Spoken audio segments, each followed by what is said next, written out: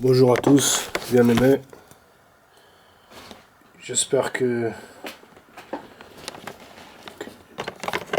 tout le monde va bien. Attendez 30 secondes.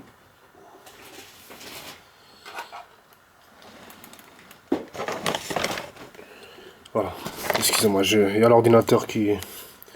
Je l'ai rangé. J'espère que tout le monde va bien. Que vous gardez la foi. Que vous marchez encore avec le Seigneur Jésus. Je voulais faire un petit témoignage parce que ça fait... Je me souviens pas en avoir fait depuis longtemps.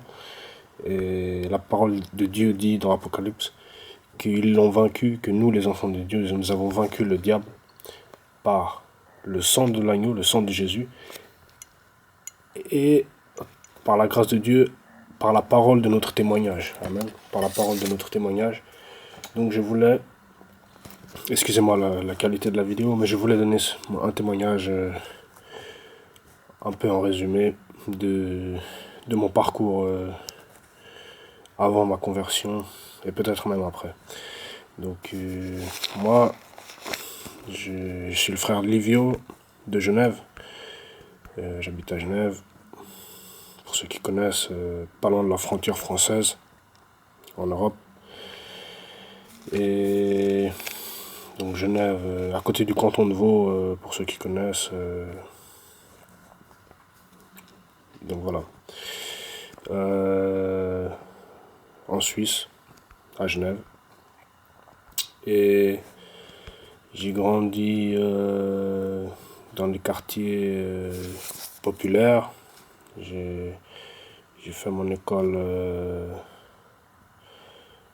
primaire, enfantine, dans les quartiers plutôt populaires, plutôt un peu difficiles, même si ça reste assez modéré ici, c'est assez tranquille. Ensuite j'ai déménagé à la campagne et puis j'y suis resté pendant plusieurs années. C'était plus calme à la campagne. Mais j'ai quand même eu une adolescence mouvementée, j'allais à l'église catholique, j'ai fait le catéchisme, j'ai fait la première communion, la confirmation, j'ai fait des retraites, je suivais le cursus catholique religieux de base, entre guillemets. Mais en parallèle, j'avais la vie d'un jeune européen, je faisais la fête, j'avais des amis, je buvais de l'alcool, je m'enivrais parfois. Il m'est arrivé de perdre conscience tellement je buvais de l'alcool. Il m'est arrivé de me bagarrer plusieurs fois. Même finir au poste de police pour quelques heures. J'ai jamais été en prison, mais pour des gardes à vue rapides. J'allais en boîte de nuit. Voilà un peu pour ma vie avant la conversion. Mais j'avais toujours cette foi en Jésus-Christ. Chaque fois que j'avais des problèmes, je lui demandais, viens m'aider, conduis-moi Seigneur. J'avais ce background, entre guillemets, pour utiliser un mot anglais, religieux, qui me permettait de m'appuyer sur le Seigneur. Même si je ne le connaissais pas, comme je n'étais pas né de nouveau, bien entendu. Je buvais de l'alcool, je faisais la fête, je voyais des copains, je fréquentais des filles. J'étais pas en couple, mais disons, voilà, je faisais la fête, je vivais comme un païen. Et je faisais de la masturbation, beaucoup de choses impures, beaucoup de péchés que j'ai presque tous arrêté. J'étais rebelle à mes parents jusqu'à un âge très avancé. J'ai eu beaucoup de mal avec l'autorité. J'ai toujours manqué de respect aux autorités.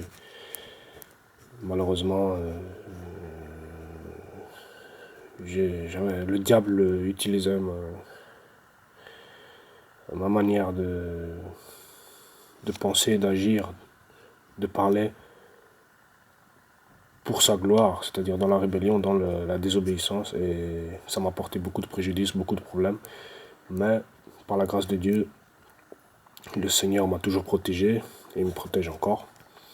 et il me protège et encore. Et au fur et à mesure, j'essaye d'abandonner ces péchés, j'essaye de me sanctifier, je lis la parole, je fais de mon mieux pour pécher le moins possible. J'ai encore des choses à régler, beaucoup de choses à régler, mais j'ai été un moment dans le bouddhisme, dans l'hindouisme, je lisais des livres, je pratiquais la méditation. Ce sont des choses qui sont en abomination à l'Éternel, il faut le savoir. Si nous sommes dans ces choses-là, il faut se confesser, il faut les abandonner, il faut demander au Seigneur la force. Je faisais de la méditation, je récitais des mantras, je faisais des choses... qu'est-ce que je peux dire d'autre? Méditation, mantra, je lisais des livres bouddhistes, j'écoutais des vidéos sur le Dalai Lama, toutes ces choses-là. Ce sont des choses vraiment que Dieu n'aime pas, parce que il faut savoir que dans le bouddhisme, c'est l'être humain qui est révéré. C'est le lama ou bien le maître spirituel qu'on doit adorer, on doit se prosterner devant lui, c'est l'être humain éveillé qui est la source de l'attention des élèves. Et Dieu nous a bien dit de ne pas jamais se prosterner devant un homme, ne jamais se confier en l'homme. Maudit soit l'homme qui se confie en l'homme. Nous devons adorer l'Éternel et l'Éternel seul, en esprit et en vérité, ni des statues, ni des hommes, ni quoi que ce soit d'autre que la parole de Dieu et Jésus-Christ lui-même, en esprit et en vérité. Donc j'étais dans le bouddhisme, dans l'hindouisme, dans la philosophie, je lisais beaucoup de livres de philosophie et tout ça. J'ai brûlé tous mes livres, quasiment tous mes livres, je les ai balancés, je les ai jetés. Et j'ai gardé que des Bibles. Ça, c'était il y a peut-être 6, 7, 8 ans de cela que je faisais ces choses vraiment avec ardeur, avec engouement, j'étais vraiment plongé là-dedans, mais Dieu m'en a délivré. Petit à petit, il a fait un travail dans mon cœur, il m'a permis d'arrêter toutes ces choses, l'alcoolisme, la masturbation, le bouddhisme, l'hindouisme, la philosophie. Il m'a permis de les abandonner, de me rapprocher de lui, de lire la Bible, de rencontrer des évangélistes qui m'ont parlé de Jésus, qui m'ont encouragé à lire la Bible, qui m'ont encouragé à prier et à me sortir de ces choses-là. Voilà un peu pour mon témoignage. Il faut savoir que le diable déteste. Le diable déteste, il n'aime pas du tout qu'on témoigne, qu'on parle de Jésus-Christ. Il n'aime pas du tout qu'on témoigne, qu'on parle de Jésus-Christ. Quand on parle de Jésus-Christ, c'est comme... Quand on parle de Jésus-Christ, c'est le diable, il tremble, il est en colère, il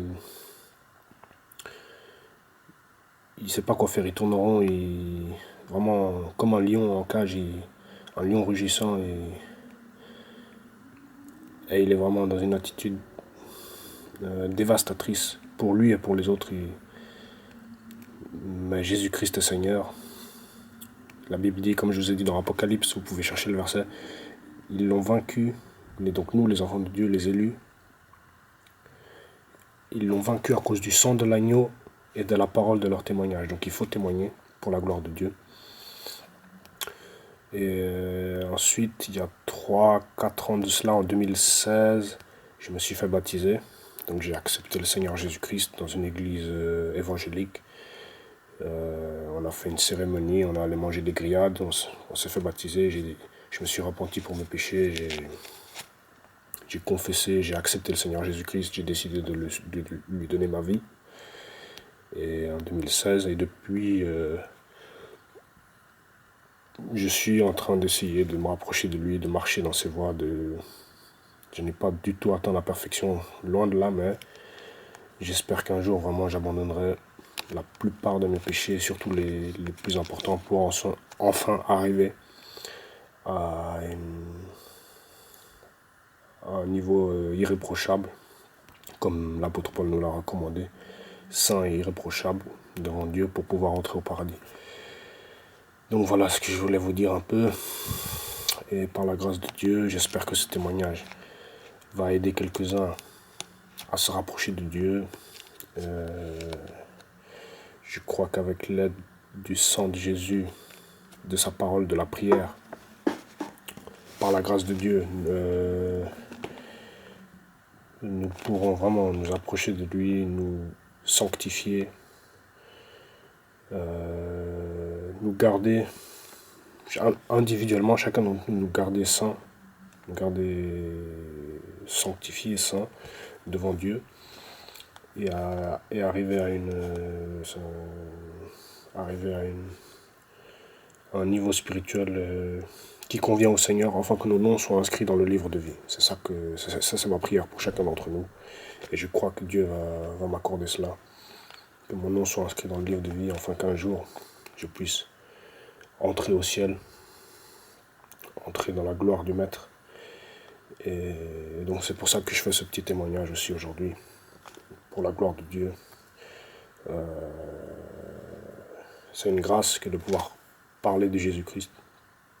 C'est une grâce de Dieu de pouvoir parler de Jésus-Christ, parler de la parole de Dieu, parler de la part de Dieu. C'est une grâce que Dieu m'a fait.